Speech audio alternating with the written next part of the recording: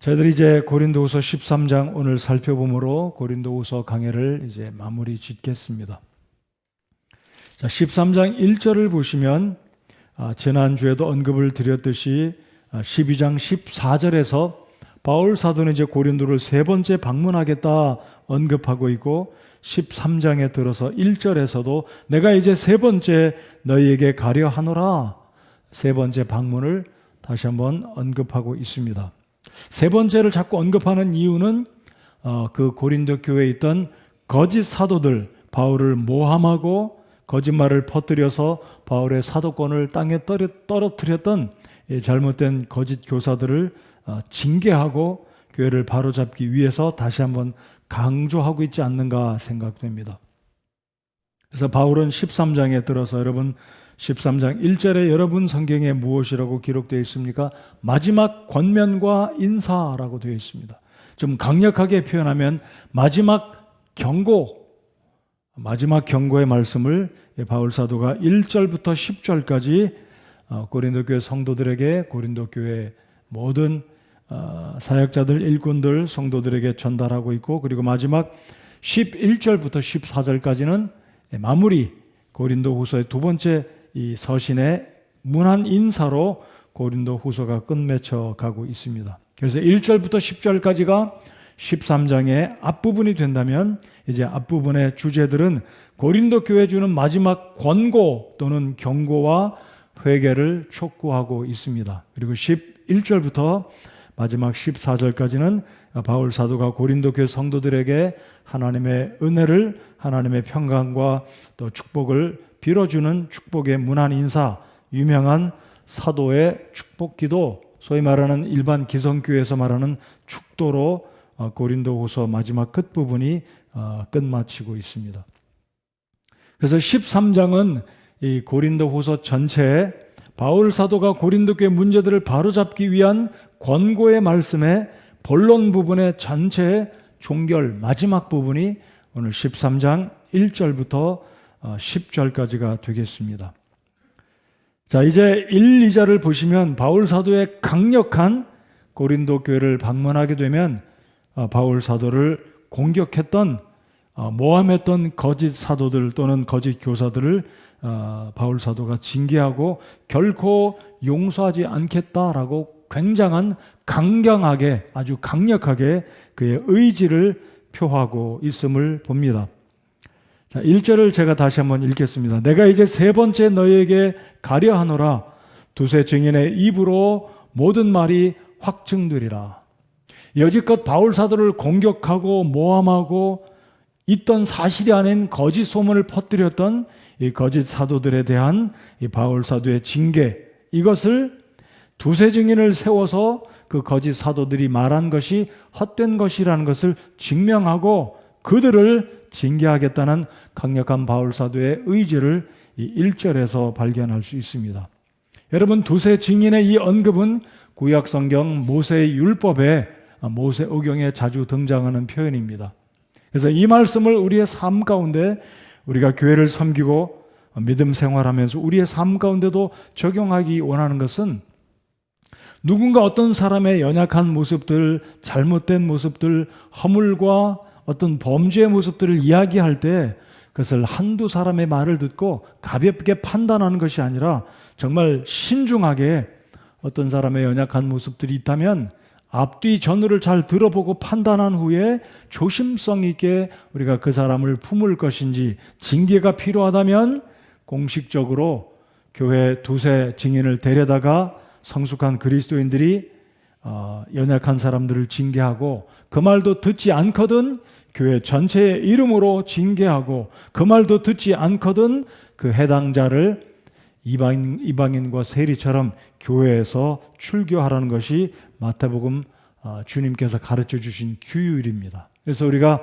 쉽게 어떤 사람의 허물과 연약함을 들었을 때 이렇게 과장해서 이야기한다든지 남의 말 하기를 좋아해서 소문을 이렇게 퍼뜨리거나 앞뒤 전후를 가려보지 않고 그냥 들은 단편적인 이야기를 가지고 특별히 그 이야기가 허물에 관한 이야기고 좋지 않은, 덕이 되지 않은 이야기라면 자중하고 입을 다물고 그 당사자, 그 상대를 위해서 중보 기도하고 하나님의 은혜가 있기를 구하는 것이 우리의 성도의 올바른 태도라고 믿습니다. 그래서 바울은 두세 증인의 입으로 거짓 교사들의 헛된 말들을 이제 변론하고 증거하고 그들을 이제 징계할 것을 바울 사도가 이야기합니다. 자, 이제 2절을 보시면 세 번째 방문을 앞두고 고린도에 도착하면 그 거짓 교사들을 절대로 용서하지 않겠다.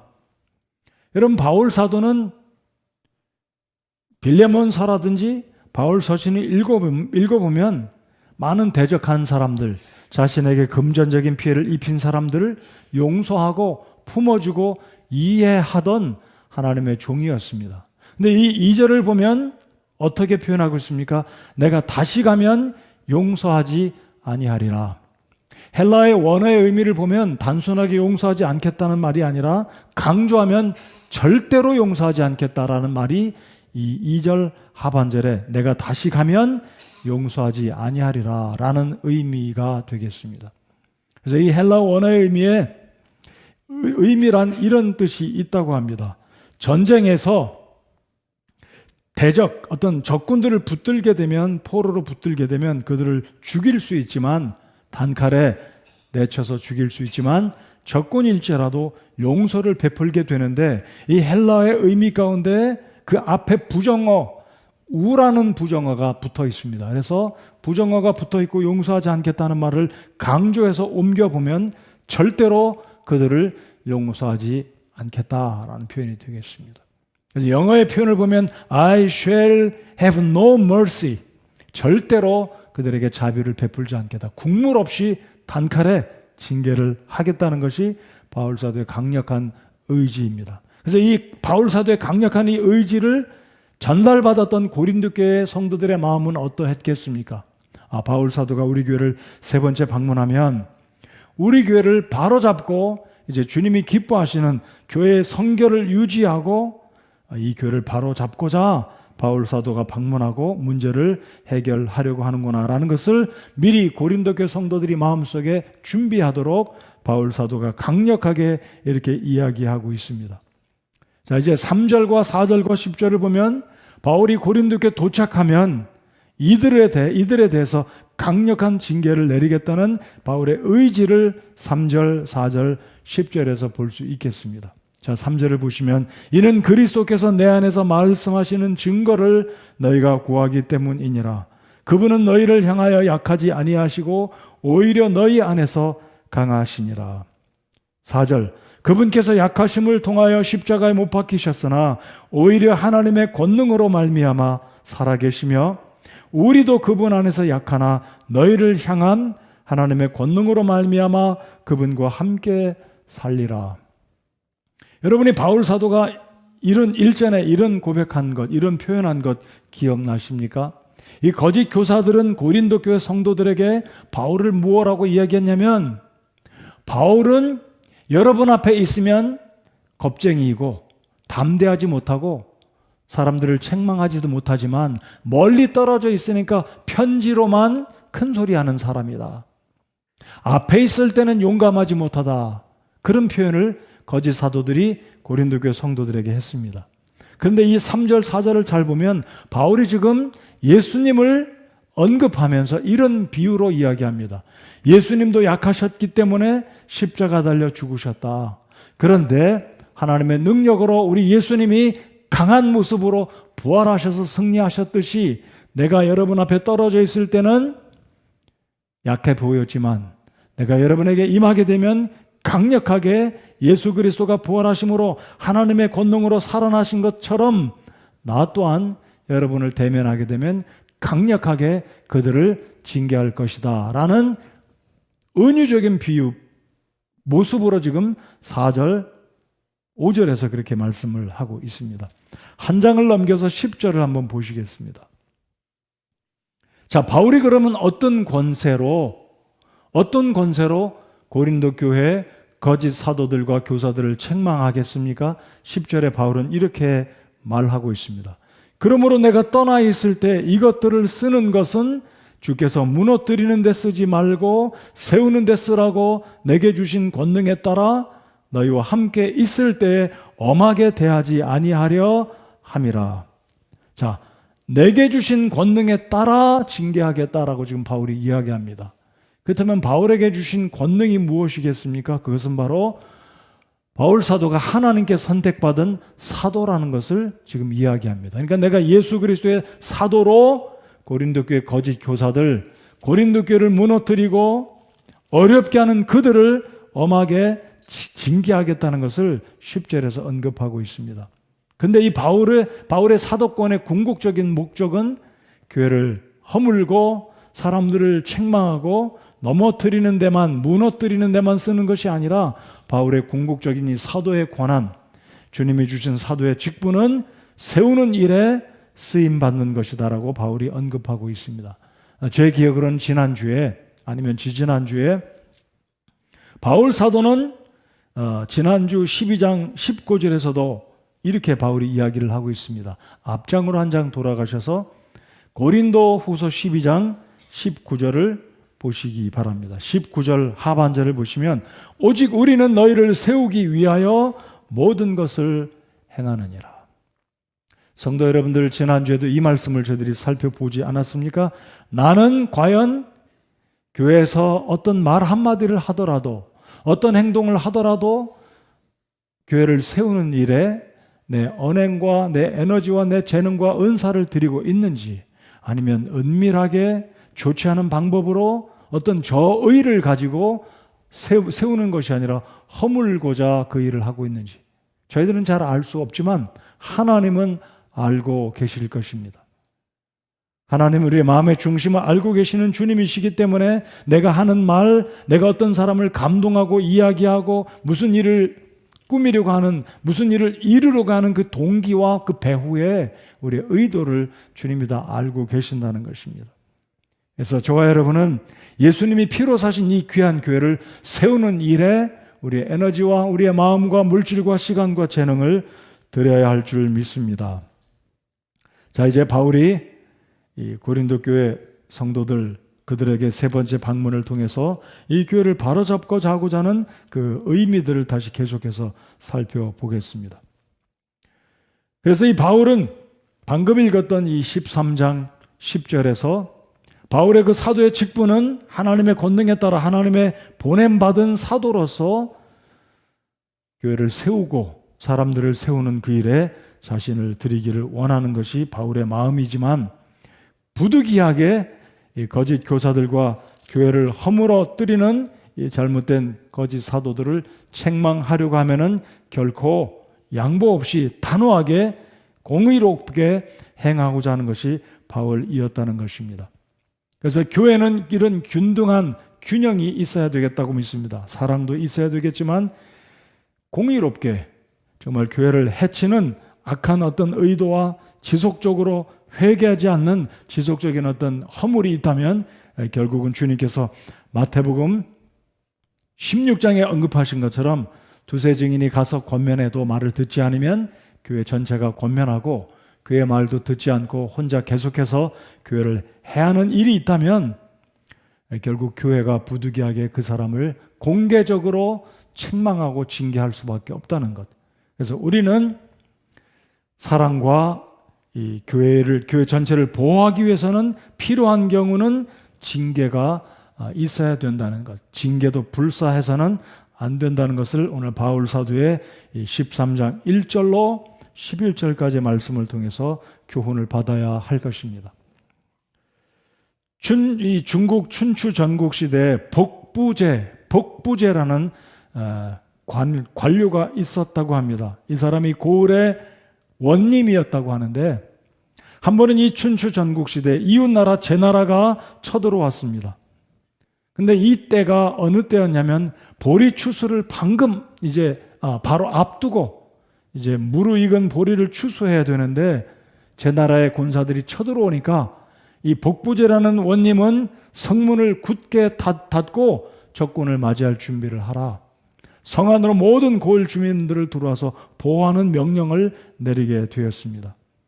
근데 백성들이 성 안으로 들어올 때 농부들의 마음이 얼마나 애가 탔겠습니까? 이제 조금만 있으면 1년 농사를 수확하고 1년 잘 풍성한 곡식을 창고에 가득히 모아두고 1년 먹을 양식을 눈앞에 두고 수확도 못하고 성 안으로 들어온다면 제 나라의 병사들이 그 1년 동안 농사를 지었던 보리를 다 그들이 소유하게 될 텐데, 그래서 고을 백성들이 복부제에게 이런 제안을 합니다. 적군이 오지만 1년 농사를 저대로 두고 우리가 성 안으로 들어온다면 1년 우리가 헛수고한 게 되는 게 아닙니까? 그러니까 성급히 가서 빨리 가서 누구의 밭이든 상관않고 빨리 가서 보리 추수를 거두어서 곡식들을 가져오는 게 좋지 않겠습니까? 라고 복부제 원님에게 제안을 했다고 합니다.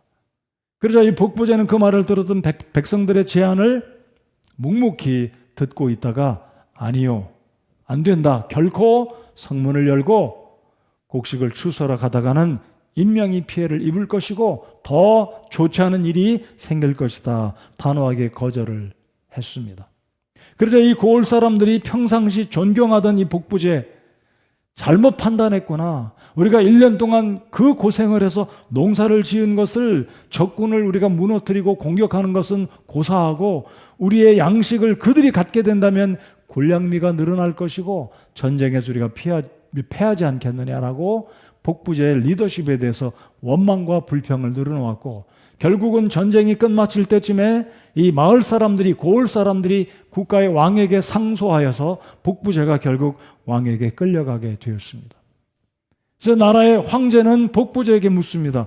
자네는 어찌하여 백성들의 말을 무시하고 그 귀중한 양식을 적군에게 고스란히 넘겨주었는가? 그때 복부제가 임금의 말, 황제의 말을 듣고 이렇게 대답을 했습니다. 1년 지은 곡식을 적군에게 빼앗긴 것, 넘겨주는 것은 아깝기 짝이 없는 일이지만 급하고 손쉽다고 해서 남의 밭에 곡식을 아무나 가서 베어다 먹는 버릇이 생기면 그것은 10년이 가도 이 나라의 도덕과 윤리가 무너져서 다시는 고칠 수 없게 될 좋지 않은 폐단으로 남을 것입니다. 이 말을 들었던 황제는 머리를 끄덕이며 자네는 먼 훗날까지 멀리 내다볼 수 있는 식견이 있구려라고 복부제를 회복시키고 그를 칭찬했다고 합니다. 여러분, 우리 교회에서도 지금 바울 사도가 세 번째 방문하면 두세 증인을 세워서 거짓 사도들을 단호하게 그들의 잘못들을 드러내고 징계하겠다는 이 표현들, 그래서 우리 교회에서도 이런 일이 생기면 안 되겠지만 사랑도 있어야 되겠지만 때로 필요하다면 징계가, 그래서 균형을 이루는 우리 교회가 돼야 할 것입니다.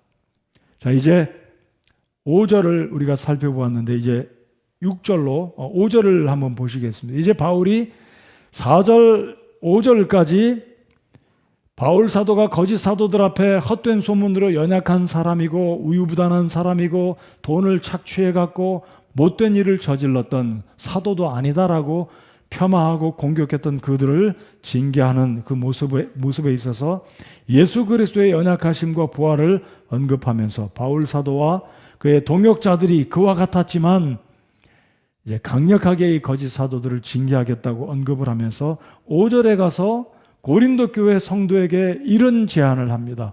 5절을 다 같이 읽겠습니다. 시작. 너희가 믿음 안에 있는지 너희 자신을 살펴보고 너희 자신을 입증하라. 예수 그리스도께서 너희 안에 계시는 줄을 너희가 스스로 알지 못하느냐.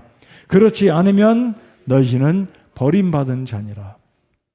자, 바울 사도는 지금 거짓 사도들을 징계하는 그런 이야기를 강력하게 어필하다가 갑자기 고린도 교회 성도들로 하여금 구원받은 확신이 있는지 그리스도 안에 있는지 확증해보고 입증해 보아라. 그렇지 않으면 너희는 버림받은 자니라 그랬습니다.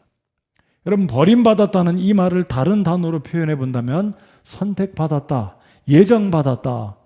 대부분의 장로교회 사람들은 이 예정에 있어서 굉장히 민감하게 또 극단적으로 치우쳐 있어서 예수님 믿지 않는 사람들은 전도를 아무리 해도 거절하면 예정받지 못했다, 선택받지 못했다 그렇게 말합니다.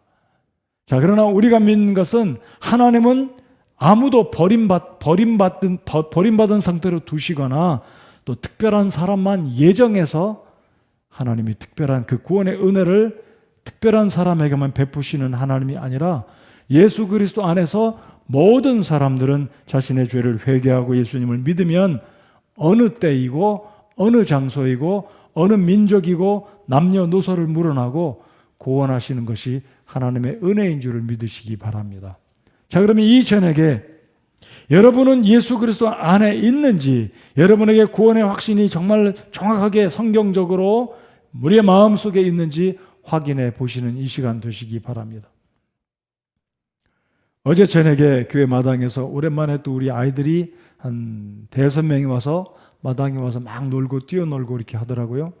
근데 정현주 자매가 목사님, 우리 서연이가 구원받았습니다 라고 얘기하는 거예요. 우리 성도 여러분들, 서연이가 누군지 알죠? 네. 우리 정재동 형제 정현주 자매 둘째 딸입니다. 구원받았다고 하길래 얼마나 또 기쁘고, 물론 제가 간접적으로 들었습니다. 근데 그 정현주 자매가 제 앞에 자기 딸과 함께 있으면서 목사님, 제 딸이 구원받았습니다. 얼굴에 미소가 가득해서 기쁘게 이야기하는 모습이 얼마나 하나님께 감사했는지 모르겠습니다. 여러분, 5절을 우리 한 번 더 같이 읽어보겠습니다. 5절. 이 구절을 읽으면서 나는 예수님 안에 있고 내가 구원의 확신이 있는 사람인가, 내가 주님 안에 택함을 입어서 예수 그리스도 안에서 택함을 입고 구원받은 사람인가 확인해 보시기 바랍니다. 읽겠습니다. 시작. 너희가 믿음 안에 있는지 너희 자신을 살펴보고 너희 자신을 입증하라. 예수 그리스도께서 너희 안에 계시는 줄을 너희가 스스로 알지 못하느냐. 그렇지 않으면 너희는 버림받은 자니라. 자, 그렇다면 이 5절 하반절, 버림받았다는 의미는 5절 상반절과 연관이 있습니다. 예수 그리스도 안에 있는 사람은 버림받은 사람이 아니라 하나님께 택함을 받았다는 것입니다. 자, 무조건적인 선택론에 의해서 버림받고 선택받은 것이 아니라 믿음 안에 있으면 하나님께서 우리를 예수 그리스도의 보혈의 공로로 우리를 선택해 주셨다. 이것이 성경적인 구원이라는 것입니다. 여러분, 예수님 안에 믿음 안에 있으십니까? 예수 그리스도를 여러분의 개인의 구주로 믿고 마음속에 영접하셨습니까? 그렇다면 우리는 믿음 안에 있고 예수 그리스도 안에 있고 그 결과로 우리는 하나님께 선택받은, 구원받은 하나님의 자녀가 된 것입니다. 자, 그 근거는 에베소서 2장 8, 9절 앞으로 몇 장을 넘겨서 에베소서 2장 8, 9절로 뒤로 넘어가서 에베소서 2장 8, 9절 몇 장을 넘기시면 갈라디아서 다음에 에베소서 2장 8절 9절을 같이 읽겠습니다. 너무나 잘 아는 말씀이죠. 291쪽 신약성경 291페이지입니다. 내가 예수님 안에 있는가, 내가 버림받은 사람인지 아니면 하나님께 선택받은 사람인지 알 수 있는 것은 무엇을 통해서인가? 8절 9절에 분명히 우리 주님께서 말씀하십니다. 자, 8절 9절 같이 읽겠습니다. 시작. 너희가 믿음을 통해 은혜로 구원을 받았나니 그것은 너희 자신에게서 난 것이 아니요 하나님의 선물이니라. 행위에서 난 것이 아니니 이것은 아무도 자랑하지 못하게 하려 함이라. 자, 8절에서도 믿음을 통해서라고 말합니다.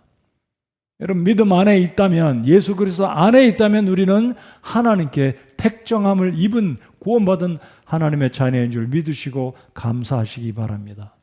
여러분, 믿으십니까? 예수 그리스도가 나의 구주 되심, 도마가 고백한 것처럼 나의 주시요 나의 하나님이시라고 믿음으로 고백했다면, 단순하게 지식이 아니라 머리로가 아니라 나의 의도 아니요, 나의 종교적인 열심도 아니요, 내가 하나님 앞에 내가 죄인됨을 인정하고 뉘우치고 회개하는 마음으로 예수 그리스도를 나의 주로, 나의 그리스도로 영접하였다면 우리는 하나님의 은혜로 구원받아 하나님의 자녀가 되었습니다.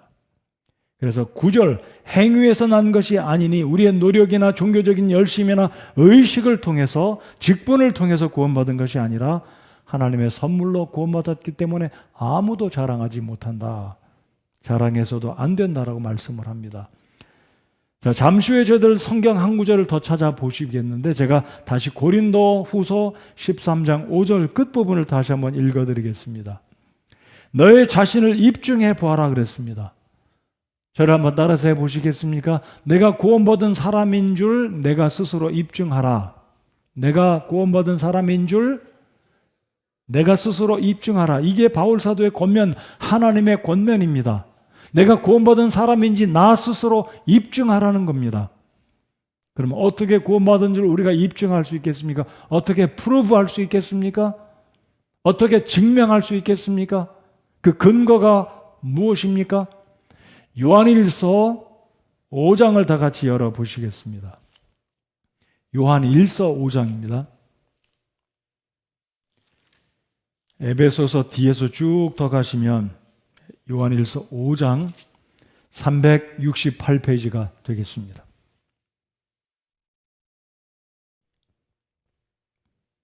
10절을 제가 읽고 11절을 형제님들이 읽고 12절은 자매님들이 읽겠습니다. 10절 제가 읽을 때 눈으로 함께 보시기 바랍니다. 하나님의 아들을 믿는 자는 자기 안에 이 증언을 가지고 있고, 무슨 증언이요? 이 증언. 하나님을 믿는 자, 하나님의 아들 그리스도를 믿는 자는 자신 안에 이 증언을 갖고 있다 그랬습니다. 이 증언이 무엇입니까? 하나님을 믿지 않는 자는 그분을 거짓말하는 자로 만들었나니 이는 하나님께서 자기 아들에 관하여 주신 증언을 그가 믿지 아니하기 때문이라. 자, 11절 우리 형제님들이 이제 그 증언이 무엇인지 읽겠습니다. 시작. 또 그 증언은 이것이니 곧 하나님께서 우리에게 영원한 생명을 주신 것과 이 생명이 그분의 아들 안에 있다는 것이니라. 12절 자매님들 읽겠습니다. 시작. 아들이 있는 자에게는 생명이 있고 하나님의 아들이 없는 자에게는 생명이 없느니라.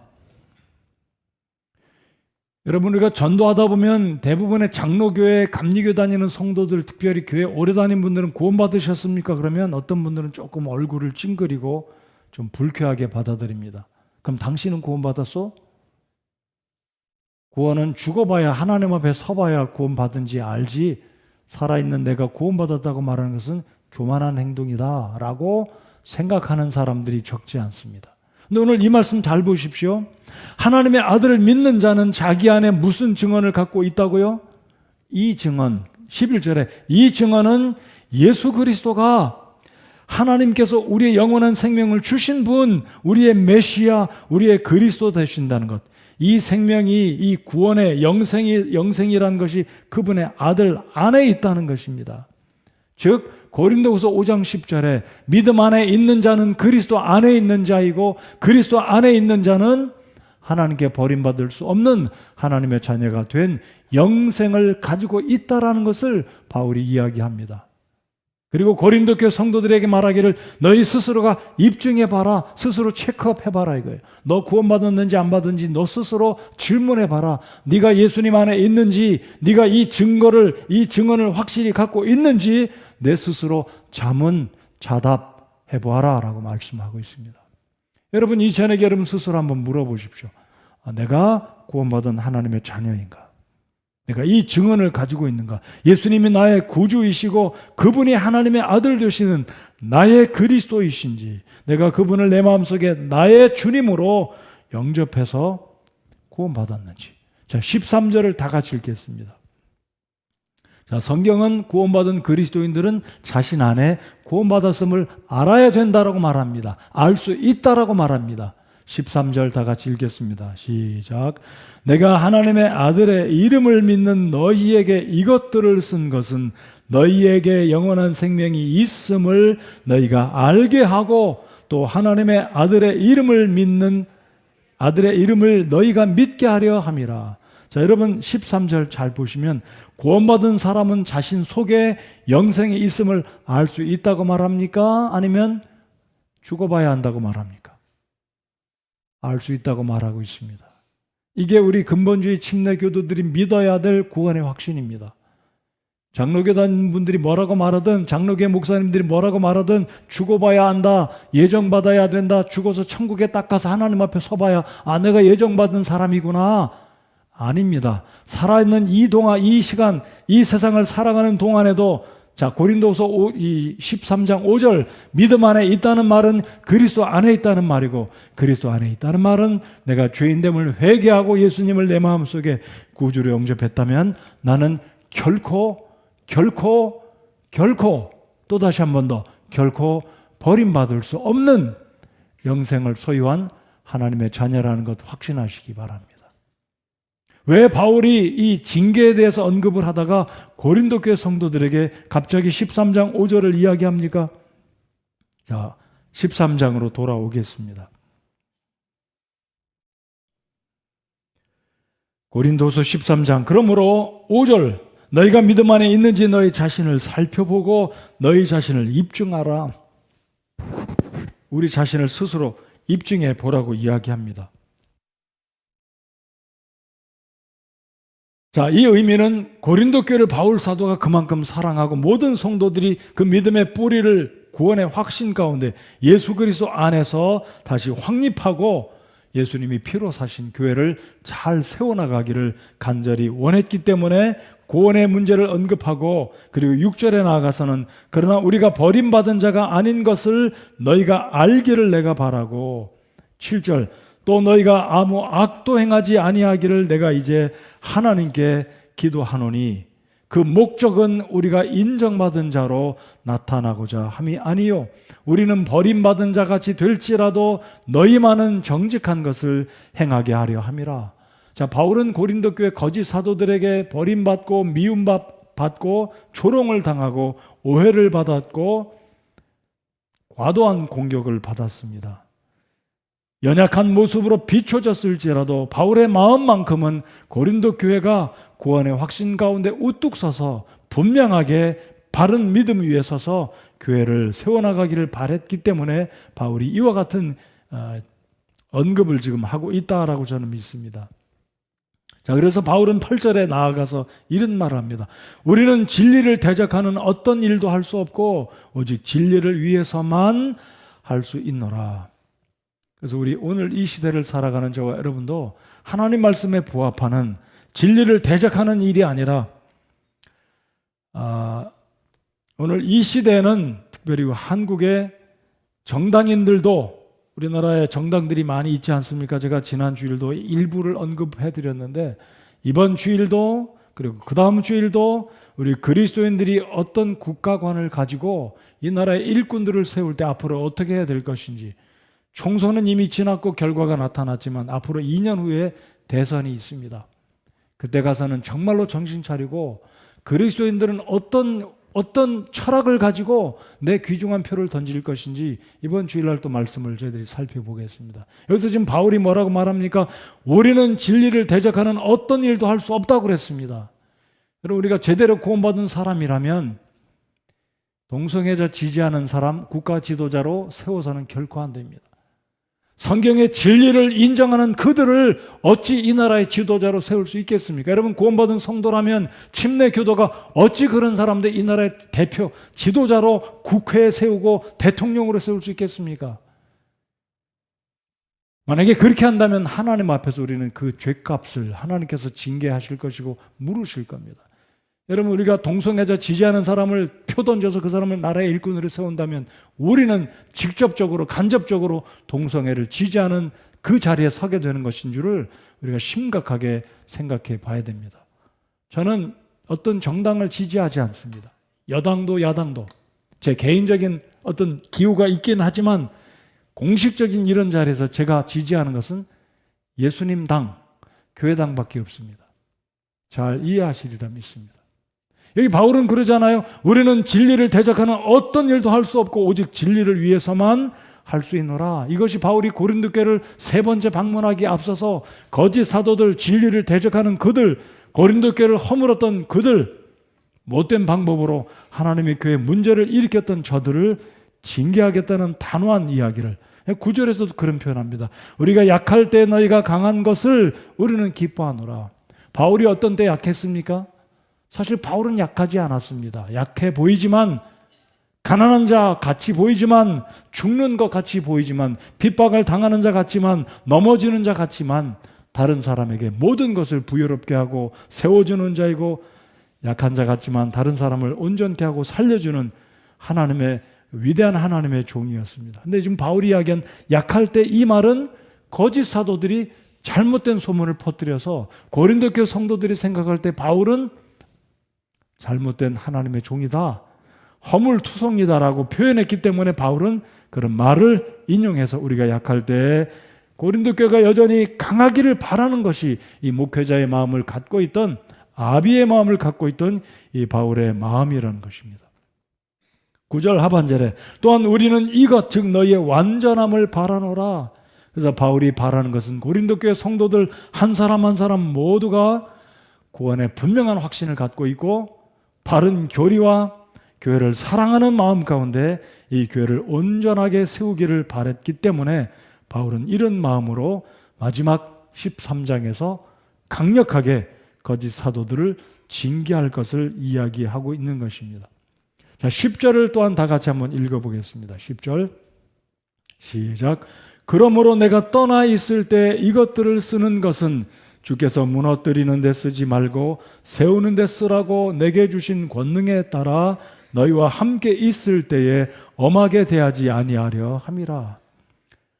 바울의 마음은 지난주에도 살펴본 것처럼 아비의 마음으로 비록 고린도 교회 이 교회들을 허물어뜨리고 바울 사도의 사도권을 얕잡아 보았던 속임수 잘못된 저들을 강력하게 징계할 것을 언급하고 있지만 마음만큼은 이 고린도 교회의 성도들 한 사람 한 사람 사랑으로 품고 자비와 긍휼을 베풀기를 원해서 엄하게 대하지 아니하려 함이라.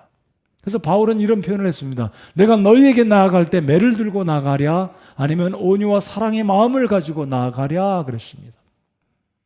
그래서 우리 교회도 이런 마음, 연약한 성도들, 허물과 잘못이 많은 성도들을 보면 마음에 품고 엄하게 대하지 않고 시시비비 꼭 따지지 않고 덮어주고 기다려주고 이해해주고 하나님께서 그를 고쳐주시기를 회복시켜 주시기를 기도하는 바울 사도와 같은 마음을 품고 주님을 섬기는 우리가 되어야 하겠습니다. 이제 마지막으로 11절부터 14절까지 바울은 이제 마지막 고린도 교회 방문을 앞두고 세 번째 방문을 앞두고 미리 문안 인사를 보내고 있습니다. 자, 11절 한 구절을 한번 다 같이 읽겠습니다. 11절 시작. 끝으로 형제들아 잘 있으라. 완전하게 되며 위로를 받으며 한마음이 되며 평안히 지낼지어다. 사랑과 평강의 하나님께서 너희와 함께 계시리라. 잘 있어라. 나는 간다. 우리가 많이 인사하잖아요. 잘 있어라. 근데 바울의 마음도 이것입니다. 잘 있어라. 자, 그러면 무엇이 잘 있는 건가? 11절 중반절을 보시기 바랍니다. 첫 번째, 잘 있는 것이 무엇이냐면 완전하게 되는 것입니다.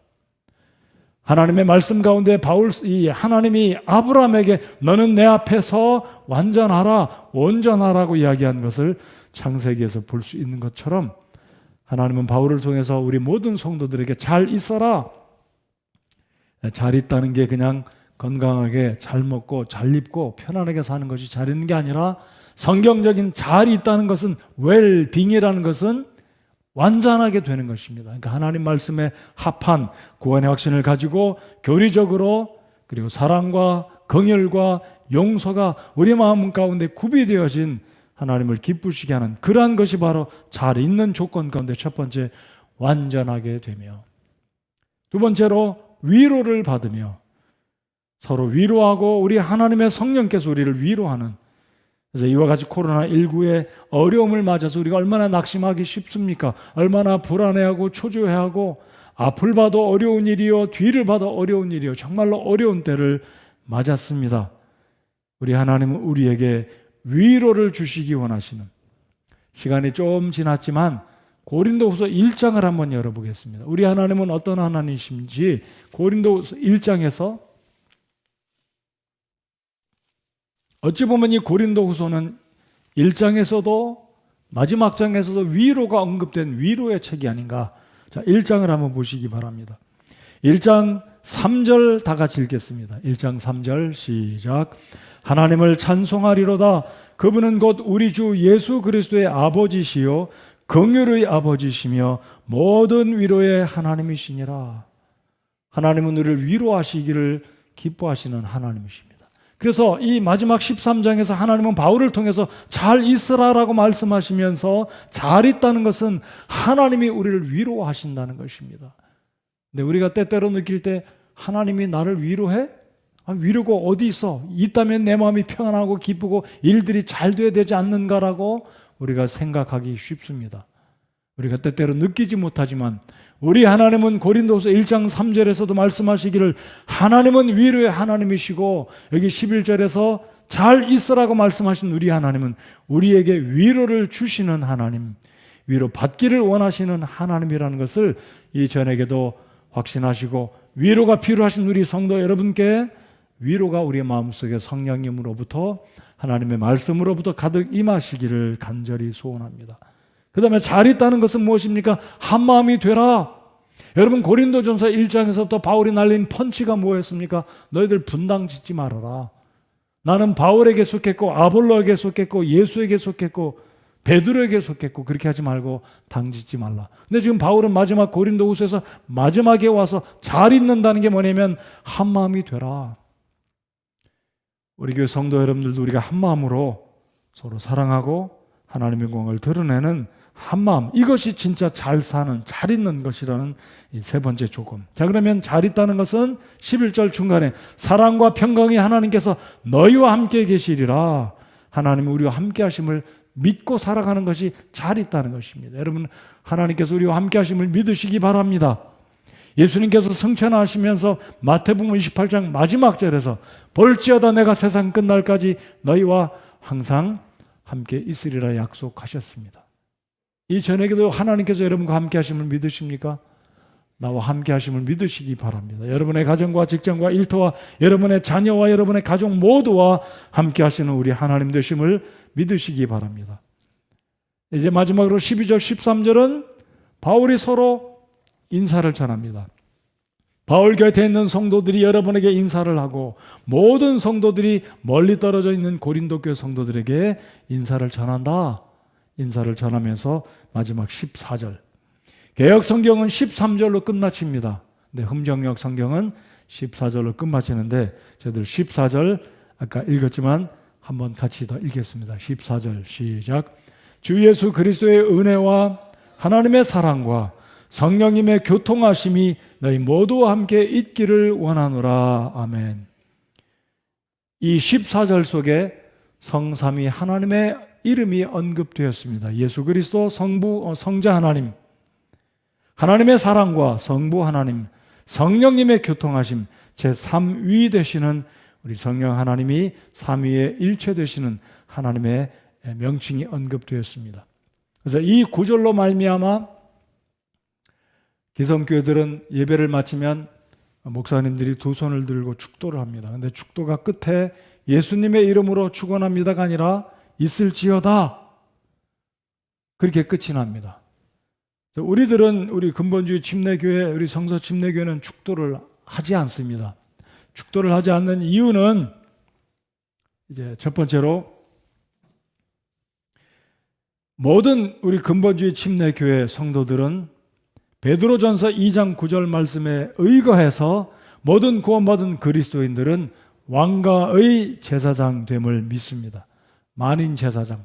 어떤 특정한 사람이 복을 빌어줘야 복이 임하고 복을 받고 그런 것이 아니라 모두가 하나님 앞에 동등한 만인 제사장, 왕가의 제사장 됨을 믿기 때문에 목사가 복을 빌어줘야지만 성도가 복을 받는 것이 아님을 믿기 때문에 저희들이 축도를 하지 않습니다.